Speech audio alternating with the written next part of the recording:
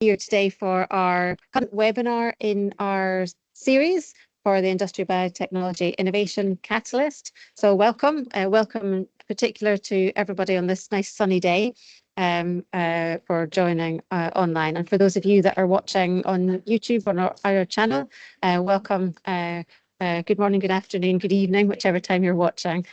So it's lovely to be here today, and it's great that we have Andrew and Edie joining us from Manchester Metropolitan University. So I'll give an intro to them in a second, but we'd just like to introduce ourselves. So next slide, Jennifer, please.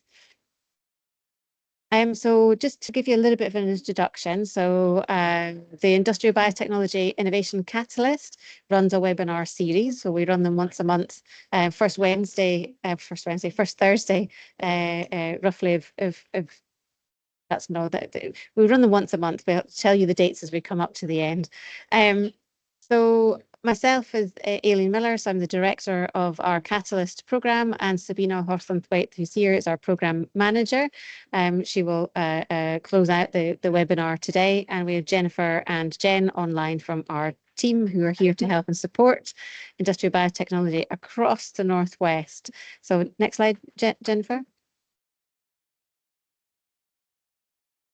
So our Industrial Biotech Innovation Catalyst, or IBIC project, it's a place-based impact acceleration account grant run through EPSRC. We're just over 5 million and it's over a 4-year period. And we have 2/3 of that money to help support collaborations between industry and our higher education institutions. So really doing knowledge transfer out of the university sector into our regional companies, whether they be startup, micro, SME, large corporates. And then 1/3 of the money is there to set aside to do commercialization opportunities to really help generate startups and spin-outs from our higher education institutions, go out and found and thrive and grow. Next slide, please. So our mission is to create a Northwest region where industrial biotechnology is really supercharging the growth of our region and bioeconomy, whether that be through careers, through businesses, and building up sort of the skills and talent that's in our region. So we build that ecosystem that provides a sustainable manufacturing future of any kind of sector agnostic activity, materials, energy, medicines, etc., where we can really look to use engineering biology, get that integrated into today's manufacturing processes, and or look to replace sort of the current fossil fuel source of carbon. So really creating sustainability to give that greener, cleaner economy. So I'm going to next slide, please, Jennifer. We've had several of these sessions so far, webinars in our series. Check out our YouTube page. We'll pop that link into the chat so you can go and have a look and browse the series seminars that we have to date. And I'm really pleased today that we have Andrew Dean and Edie Benyon from Manchester Metropolitan University, and they're here to tell us about their research, which is a fantastic title. I love it. The Good, the Bad, and the Algae. So Andrew, over to you. You've inspired me with the title. So that, can you see that okay? Yes, perfect. No. Title screen. Does somebody say no? I can only see a small version of it. I might need to change my view. Hang on. Oh. Can other people see a big version? Yeah, I can see it fine. Yeah, it's, yeah. Okay. Good to go. Okay, so I'm Andrew Dean. I work at Manchester Metropolitan University. I'm going to give a talk today with Edie, who is a MRes student, and I'll give a brief sort of overview of the sort of algal biotech work that we do. And then Edie will follow me with a more detailed talk about her master's in research project, which takes a year, and Edie's about 8 months in, I think, or 7 or 8 months in. So first of all, I'm glad you like the title. I was trying to think of a title because I'm going to talk about a few broad things and then Edie's more specific. And one of the things that when I'm thinking about my work with algae, it does actually categorize into algae that we like and is good for us. And that can include biotechnological applications of algae, but also algae that's bad for us and we want to control it. So my research and that we do here, it does divide into those two categories. So what I thought I'll do for the first few slides is just give a brief overview of what I do in terms of algal research, and then, as I say, Edie will do a more specialised talk. Ooh, let me just. So under the good algae comes algal biofuels. Now, in terms of my career, I originally worked on lake ecology, and then I moved out of lake ecology and stuck with the algae, and I started looking at algal biofuels. Now, this was a while ago now, and it was when I was working in the lab with John Pittman at Manchester University, and I was a postdoc there, and we did a lot of work there on the use of algae for biofuels. We were actually funded by the Carbon Trust at one point, but unfortunately the Carbon Trust funding was pulled. But during the time where we were funded by the Carbon Trust, we did a lot of work looking at the induction of lipids using stresses, so particularly nutrient stress, so low nitrogen and low phosphorus. So we tend to work always on Chlamydomonas reinhardtii, which is a nice sort of type species. Its genome has been sequenced, a lot is known about it. And we did a lot of work on that. One of the things, though, that was evident with it is that with new sources of fossil fuels in shale gas extraction, the market for algal biofuels isn't sort of that viable. So we started to looking at other means of sort of growing algae or other biotechnological applications. One thing that we have started to look at now is nanoparticles, and this is with Edie, and this is what Edie will talk about later. And the idea there is that one of the problems when we're stressing cells is that obviously we get less biomass, but we get more lipids. So one of the things we're looking at now is nanoparticles and whether we can boost biomass productivity and lipids using nanoparticles. And that will be the main topic of today's talk when Edie takes over in a few slides' time. Now, the other work we've been doing, and again, I started this years ago with John Pittman, and we've worked on a place called Paris Mountain, which is in North Wales. It's actually in Anglesey. There's a pond there, an example of where we've been sampling. pH is less than 2. It's extraordinarily high metals. But in this pond, in this particular one, there was blooms of something called Chlamydomonas acidophila, which is an acidic-loving algae. And we found that this algae is particularly good at being resistant to copper. So we tested it against other strains of Chlamydomonas acidophila on different levels of copper, and it's actually an ex-copper mine. And we're finding lots and lots of much higher resistance in this PM01 strain to other strains. So what we've been thinking about is, could this have applications for bioremediation, or could these extremophile algae have other attributes that could be applicable to biotechnology? So we've done a bit of bioprospecting there. We're going to go back and have a look at and sample some additional ponds. And one of the things that I'm keen to work on now, which I'll come to in a second, is looking at the role of algae actually in things like metals and metal sequestration and bioremediation, but in the form of a biofilm. So I'm going to talk about that in a couple of slides' time. So again, this comes under good algae because these could actually be bioremediation agents. When it comes to the bad algae, which is the other side that I study, is algal blooms. So we've been going out recently. This is Tatton Mere, which is in Cheshire. You can see here a very, very intense algal bloom is occurring. Now, the traditional method of assessing your algal blooms is to look at chlorophyll A, see how much biomass is in there, and also visual species identification. What we've been doing is trying now to use nanopore sequencing. So if you've taken a nanopore sequencing platform, and here is just a bubble plot. This shows basically the cyanobacteria up against the other bacterial members of the community within that bloom. And now currently we're just working and doing the analysis to zoom in on the cyanobacterial community. And we're trying to characterize the bloom, what's in it, what are the different species. And what we have found and what we think the main findings so far are that the bloom diversity is much, much greater than we've hitherto thought.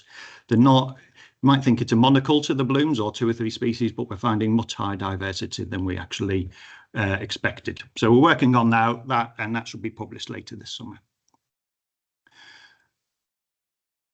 So the other aspect of the work we're doing here with algae is biofilms. And again, this comes under bad algae in this case. What we have here is a building with an algal biofilm forming on it.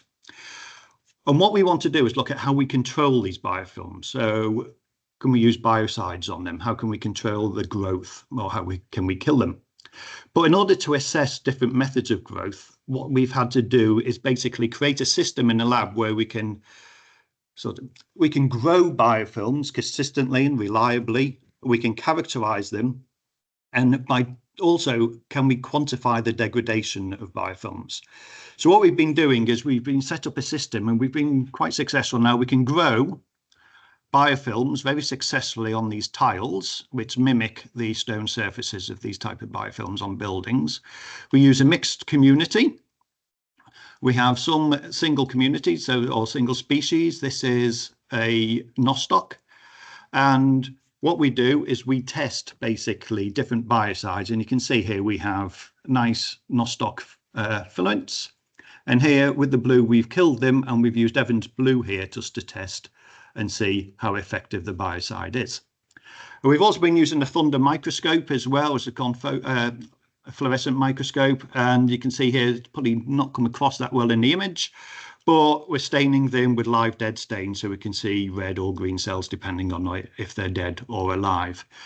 And we've been doing this, and it's actually quantifying biofilms on surfaces is a lot harder than people imagine, because you've got the cells and all attached and very strongly attached. So what we're doing is now just trying to create a standard method to grow and quantify and look at the degradation of biofilms.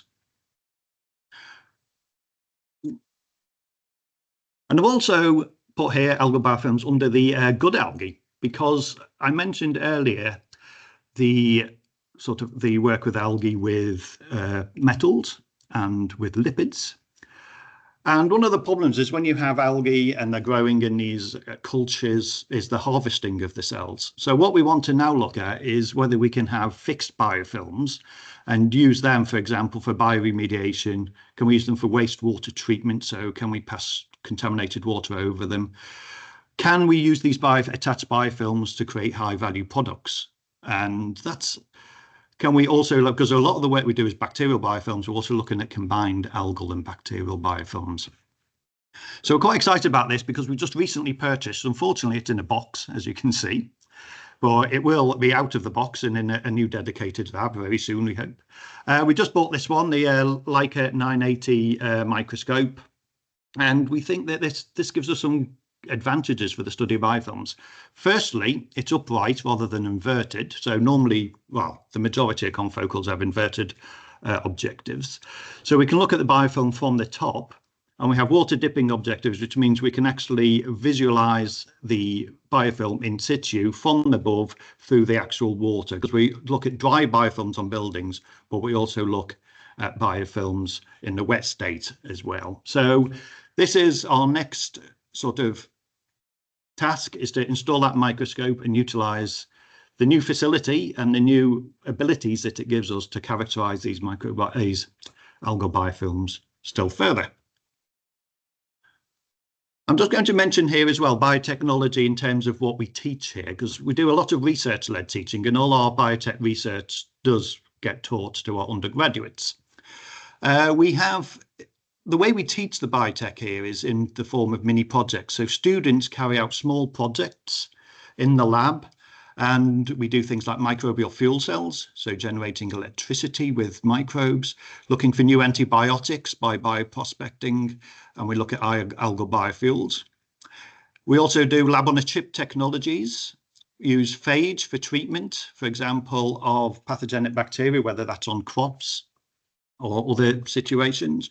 We also look at ways to remediate AMD as well. So they're very much hands-on, and the students learn about these.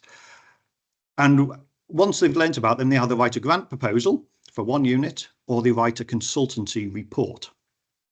So the grant proposal has come up with a new idea. The consultancy report is basically taking an existing technology and selling it to a company. And I bring this up particularly because it introduces Edie, who's next to me, because Edie in the second year wrote for the biotechnology unit a proposal to use to use nanoparticles to enhance lipid accumulation and biomass in microalgae. And it was Edie's idea, came up with it herself. And then Edie did it as a third year project with me, and then has come back to carry on for her MRes. And it is, so he just looked, it's very nice because Edie came up with this project about 3 years ago now, and he's still doing it. So, and then you've carried it on. So this gives me the opportunity to pass over to Edie, who will now talk in more detail about her project on nanoparticles and lipid and biomass productivity. So I shall hand over to Edie now, who's seamlessly next to me. Scoots over. Hello, so yes, I'm Edie, and today I'm going to be talking to you about my research project, which aims to understand how iron oxide and magnesium oxide nanoparticles, how they can affect the growth and lipid productivity in Chlamydomonas reinhardtii. So microalgae produce various different biochemical compounds that can be very valuable to us in biotechnology. So for example, they produce biopolymers that can be used in bioplastics. They also produce proteins and vitamins that can be used in food supplements and animal feeds. And they also have antimicrobial and anti-inflammatory properties that can be very useful for pharmaceutical industries. In the context of my research, I'm interested in using microalgae as a feedstock for biofuel production. So microalgae produce lipids naturally that can be transferified into biodiesel. However, this idea has been around for quite a while. And the major thing that's limiting the feasibility of it is the low lipid productivity in microalgal strains. So there's quite a lot of research going into trying to find ways to enhance the lipid productivity to make the economic feasibility of microalgal biofuel more accessible. So how can we increase the lipid productivity in microalgae? So previously, bioprospecting has been used to try and identify and isolate strains that are naturally occurring that have high lipid content. However, this is quite limited, has limited success because the naturally occurring microalgae doesn't have high enough lipids of yields to make microalgal biofuel a sustainable and competitive industry.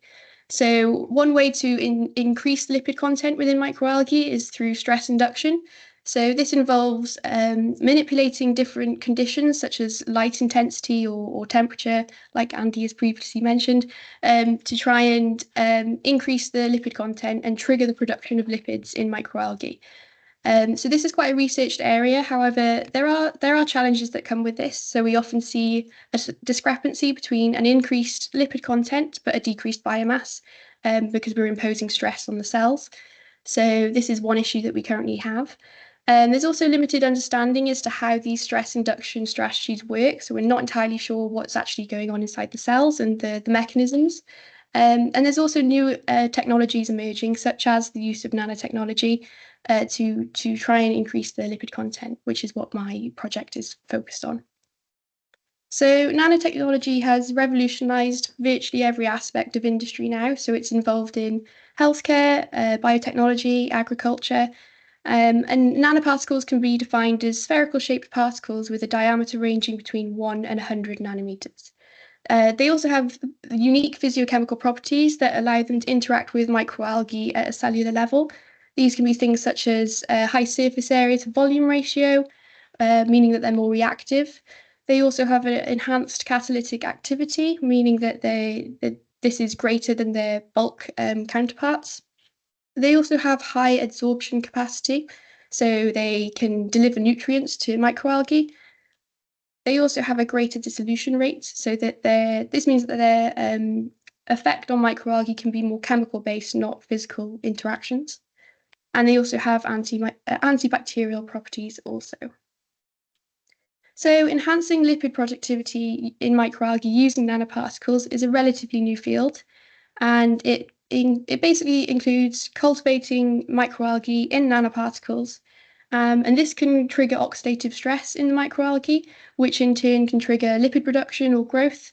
But this strategy, the success of this strategy is highly dependent on factors such as the nanoparticle type, the concentration, the size of the nanoparticles, and also the microalgal strain. So there's definitely a need to try and fine-tune these conditions and parameters to reap the optimal benefits that we want to see in microalgae. So various different types of nanoparticles have been researched. For my project specifically, I focused on metal oxide nanoparticles. And with this research being relatively new, there's definitely still a need to try and understand what's going on and understand the fundamental mechanisms that are leading to the observed results, and also understand to what extent these nanoparticles are interacting with the microalgal metabolism. So I focused on 2 metal oxide nanoparticles for my project. So I have used iron oxide nanoparticles.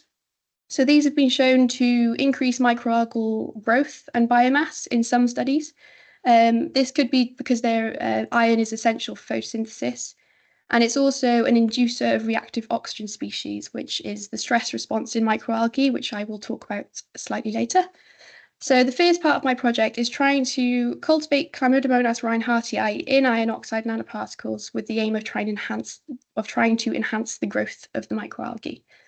And the second nanoparticle I've used is magnesium oxide. So this has been shown in previous studies to increase lipid production in microalgae. This could be related again because it's a key molecule in chlorophyll, so again, essential for photosynthesis. So the second part of my study is trying to boost the lipid content in microalgae using magnesium oxide nanoparticles. So whilst these 2 concepts have been researched separately before, my project is trying to combine the 2 and take the next step by combining both these nanoparticles to not only increase lipid content, but also increase the growth. So that way we're not sacrificing the biomass for a high lipid content.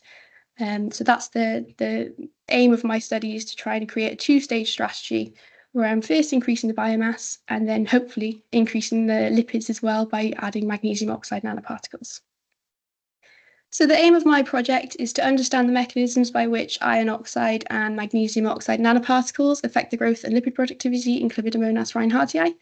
So my first objective is to purely just look at my nanoparticles that I have. So I want to characterize and visualize the nanoparticles using things like scanning electron microscopy and energy dispersive X-ray spectroscopy to look at the morphology of my nanoparticles and also to look at the composition of them. My second objective is to validate the effects of iron oxide and magnesium oxide nanoparticles on the growth and lipid productivity. So I want to try and look at the 2 nanoparticles separately and see what their effects are on Chlamydomonas reinhardtii. My third objective is to try and determine if the observed effects of the nanoparticles is due to stress or could be nutritional. So this is looking at things like reactive oxygen species to see if there's an elevated stress response when they're exposed to nanoparticles.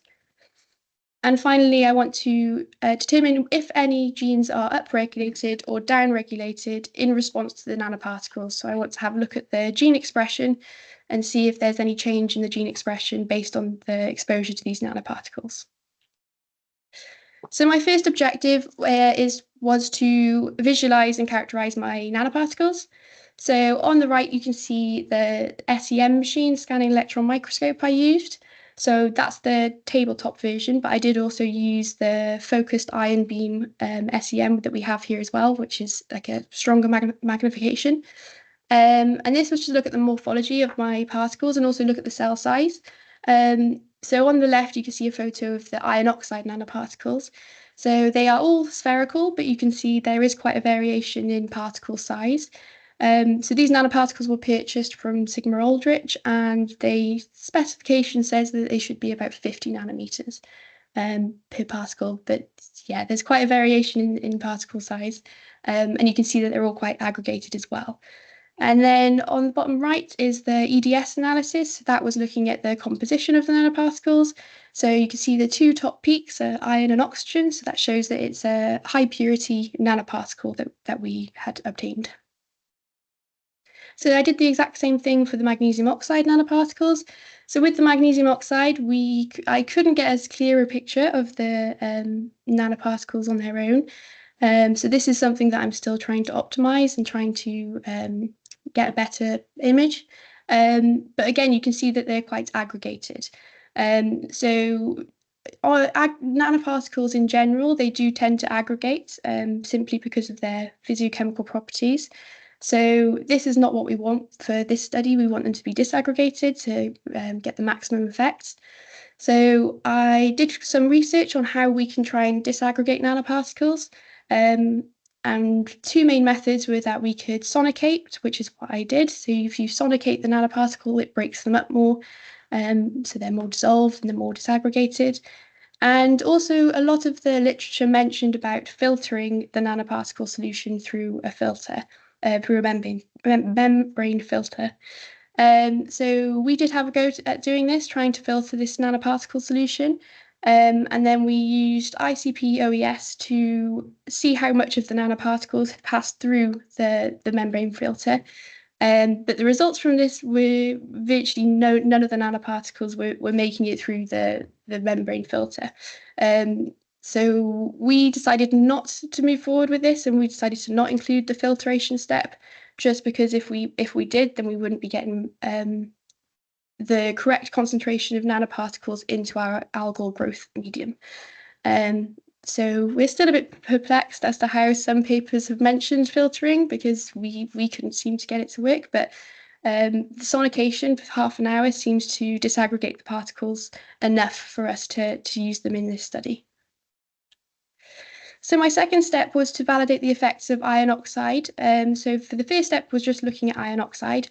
And this was to try and enhance the growth of the Chlamydomonas reinhardtii. The concentrations I used were 10, 15, 20, and 25 milligrams per litre. And with this, to measure the growth, I used cell counts using a Cedric Rafter slide, and also spectrophotometric absorbance to measure the absorbance and to measure the cell density. So on the right, you can see that the 15 milligrams per litre of iron oxide had the greatest increase in growth on day 7. So this increased quite largely, but compared to the other results. And you can also see that the 20 and 25 milligrams per litre, they decreased the cell density. So that's a possible sign that the 10 to 15 milligrams per litre is an optimal concentration, but anything above 15 potentially has toxic effects on Chlamydomonas reinhardtii. And then on the left, you can see that 10 milligrams increased the absorbance on day 6. But again, same thing. So higher concentrations all decreased the absorbance. So again, suggesting that higher concentrations may be too toxic for Chlamydomonas to use beneficially. So the next part was to look at how iron oxide nanoparticles affect the biomass and cell size. So looking at biomass on the left, you can see that the 20 milligrams per litre of iron oxide did increase the biomass slightly by about 10%. But again, 25 milligrams did decrease the biomass, again suggesting maybe toxicity. And on the right, you can see that the average cell size did increase actually in all concentrations. And again, the highest cell size increase was in the 20 milligram treatments, which is in line with the biomass being the highest in that one as well.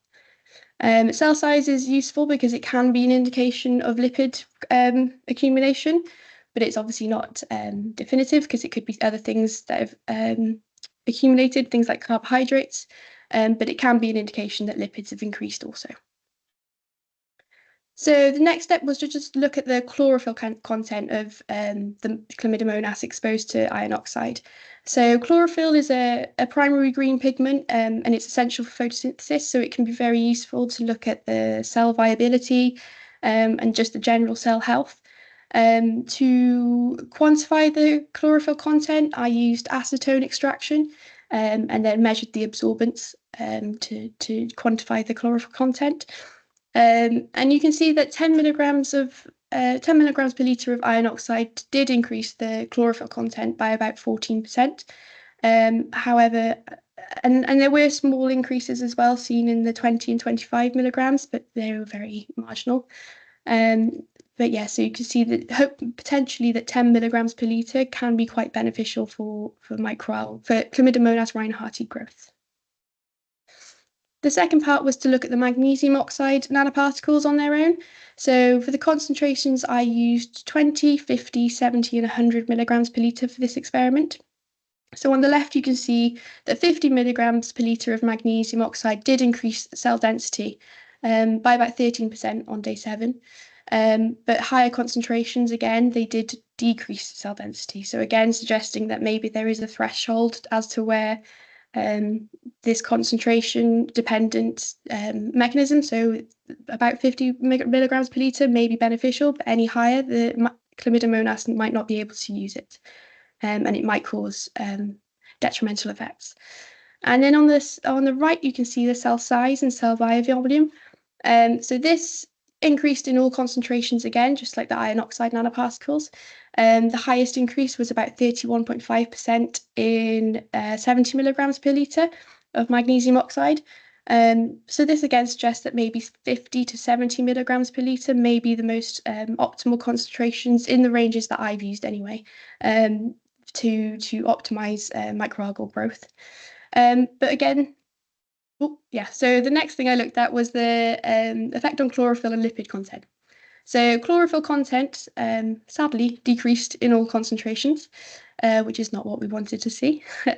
So there's quite a steady decline as the concentration increases. The level of chlorophyll decreases quite steadily. So this could be a sign that the magnesium oxide concentrations are maybe too high and they're too toxic for the Chlamydomonas to use beneficially.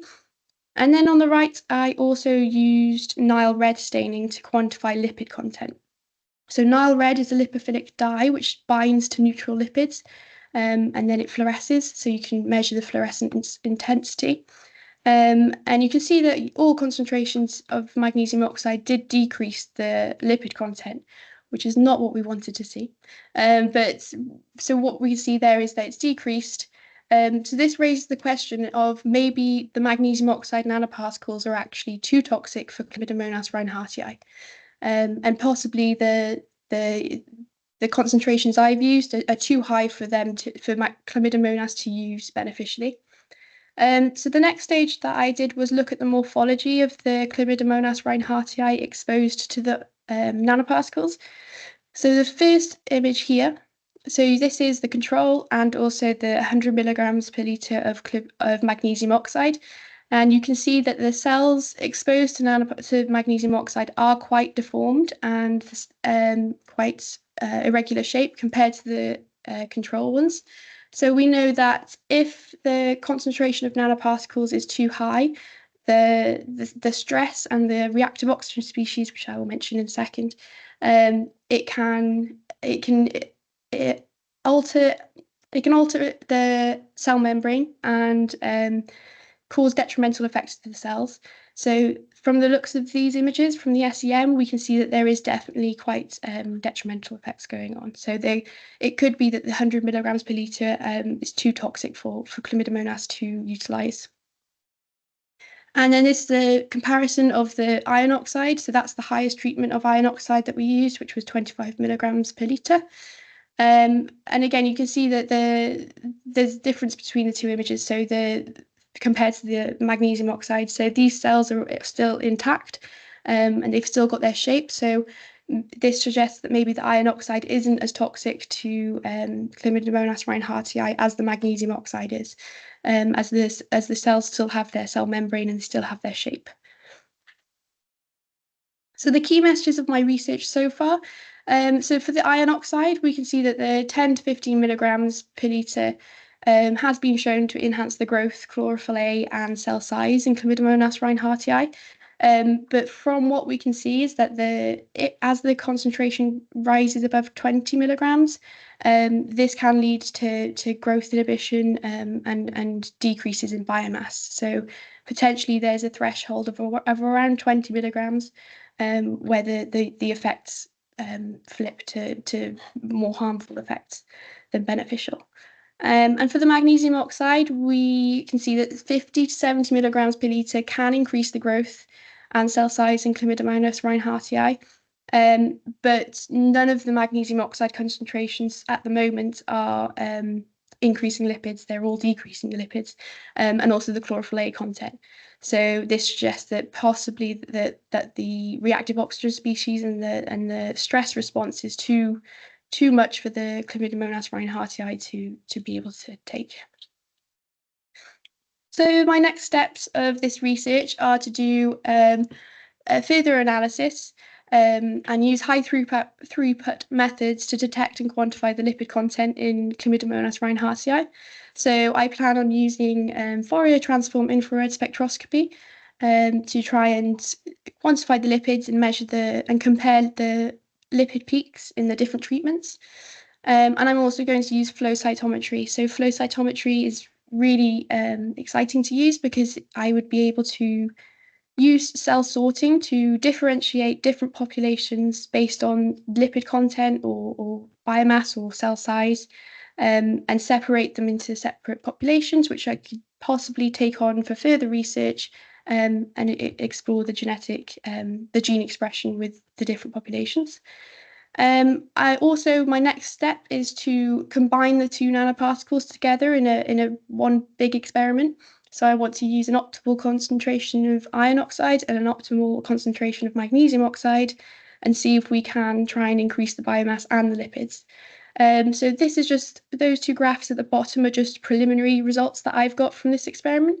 So on the left, you can see that so we had 4 experiments. We had a control iron added from the start of 10 milligrams, magnesium added from exponential phase, and then a 4th experiment, which was iron added from the start, and then magnesium added to that same experiment in exponential. And the results suggest that the treatment with iron and magnesium oxide resulted in the highest absorbance and also the highest lipid content. On the right, you can see the Nile red fluorescence. So these results are promising, but we need to do a few more repeats to see if this is a viable option to take forward.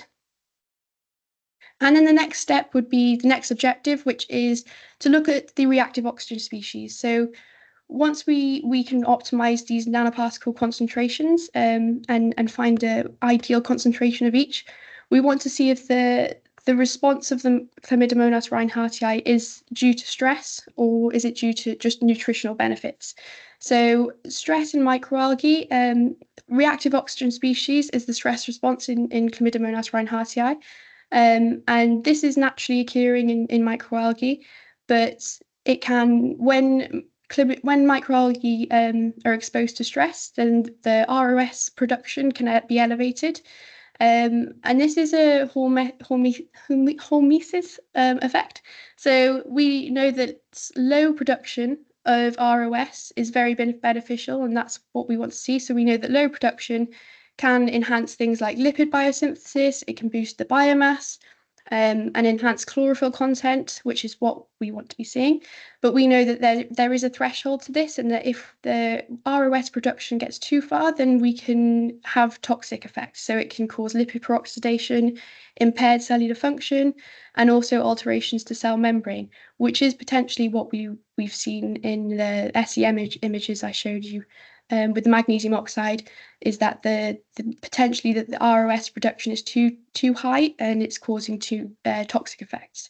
So if we can try and find the sweet spot as to where this ROS threshold goes from being beneficial to damaging, this would be really useful to take forward.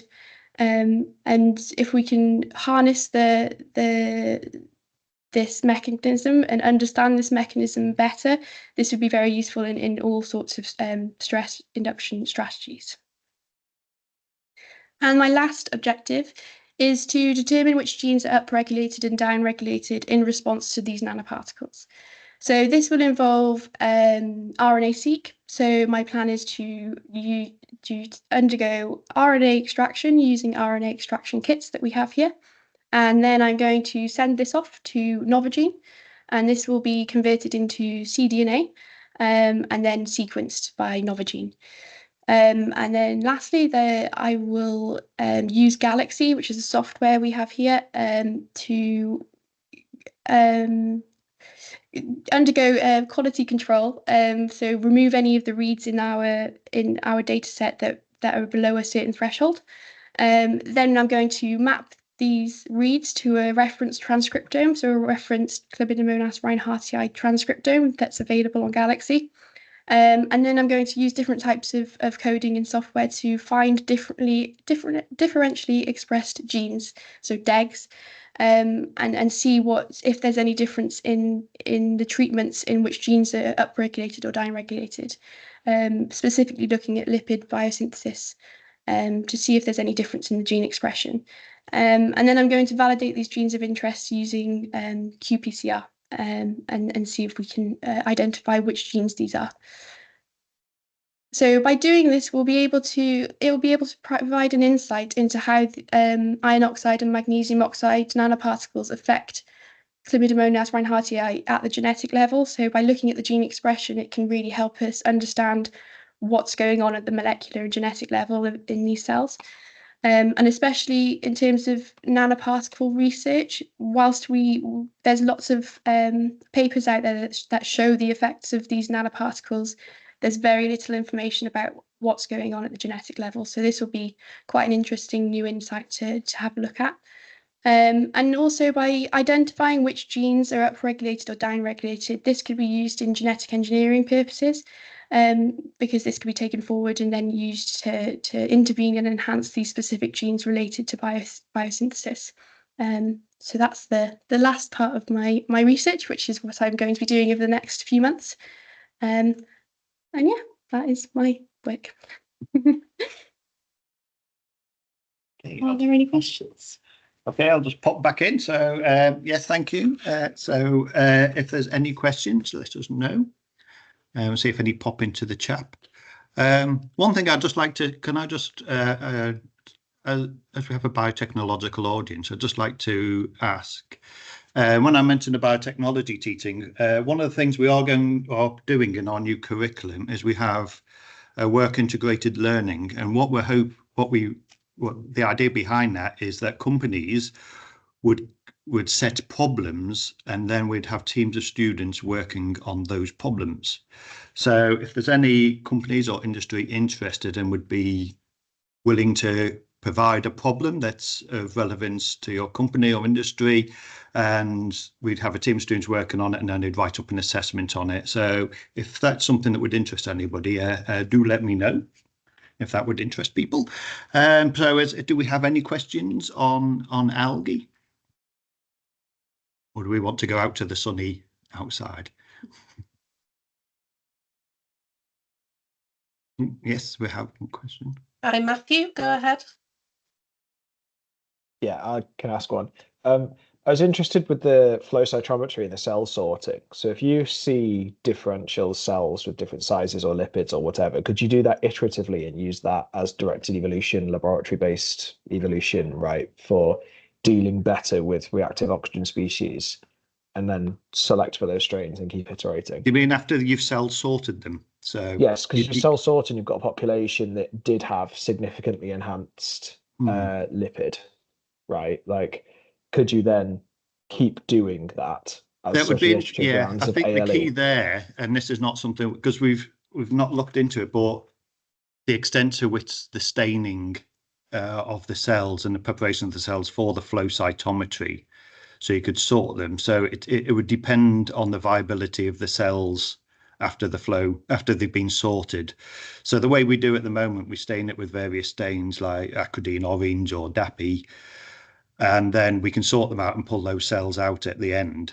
But it's a very, what you've said is something we've been thinking about. Can we then take those cells and continue to grow them and work with them? That's what we're very keen on finding out. So the cell sorter is something we just bought recently. So we're hoping to look into that, and just because you're right, it would be a great thing to be able to sort things out with flow cytometry rapidly and then extract from that a viable population.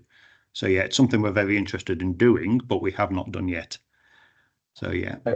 I guess if the lipids correlate well with cell size, you could do it by chlorophyll autofluorescence or things like that don't need dyes, and then you don't have the problem with loss of viability from staining. And then you could do adaptive laboratory evolution by iterative cycles of take the best, biggest cell or smallest cell or whatever. Yeah, like I mean, volcano plot it and pick a few because if from cell across. size is correlating with, say, the lipids we want, then we could just sort it out. Yeah, because we have been using our red fluorescence, but if we just base it on cell size, then yeah, you're right, they could well be viable, and then we could then take those and regrow them. And I suppose you could do it for a chlorophyll A autofluorescence, because you've got more lipid, presumably you have more thylakoid membrane, so presumably more chlorophyll. So if you have increased chlorophyll autofluorescence as well, just then you haven't got to dye it. Was all I was thinking. No, that's a very good point, actually. No, that would. I'll stop because I saw another question in the chat. I like that. There's a couple of questions in the chat. So Nadine has asked, "What's the material you've used for the tiles?" For the biofilms. So those are just normal household tiles, but without the glaze on. So you get your bathroom tile and you have your material and you have your shiny material on the top.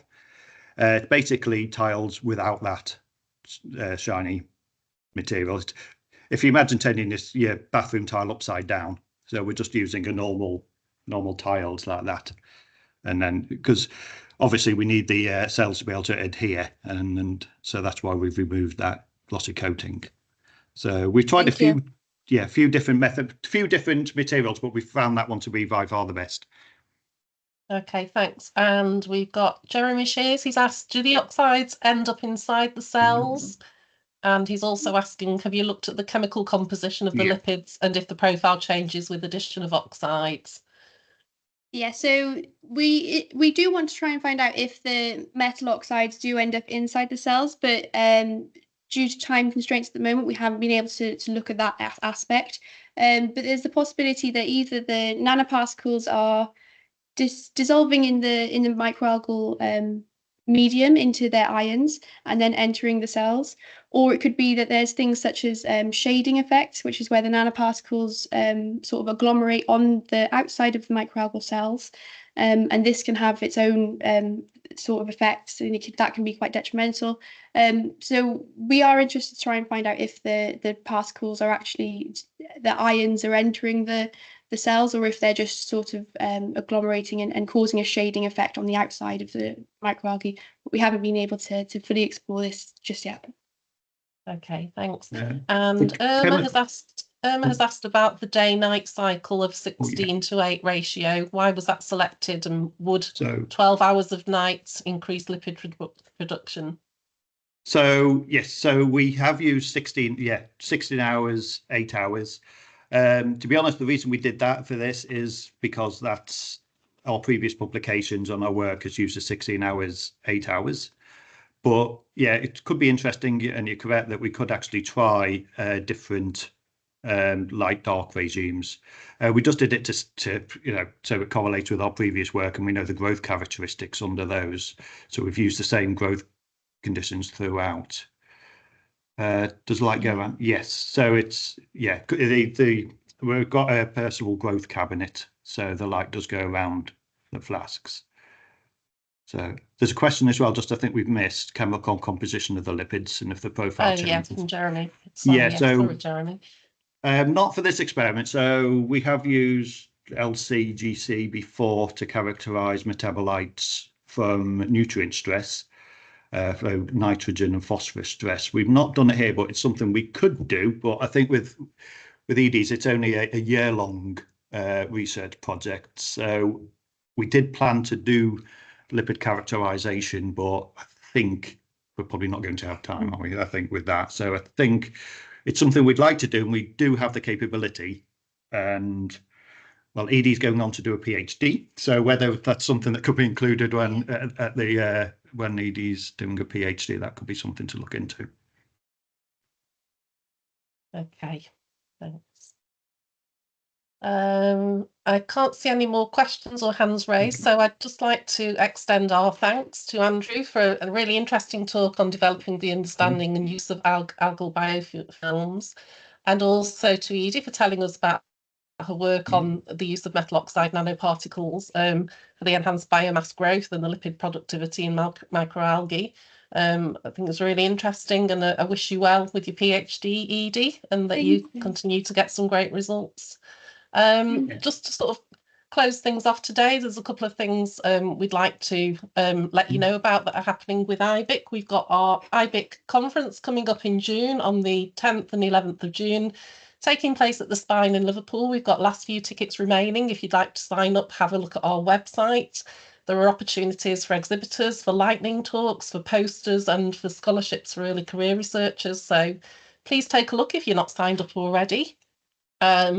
At the end of June, we've got middle of June rather, we've got another talk from colleagues at MMU. They're coming to talk about point of care detection from molecules to microbes. We've got Ed Randveer and Sophie Hibbard coming to talk to us. So registration, I think, is open for that now. Please take a look at the events link there. And also, if there are people on the call who are interested in doing a future webinar, we're starting to sort of develop our calendar for the next academic year. So if you've got some research on industrial biotech or biotech related that you'd like to come and talk about, please get in touch and we can sign you up.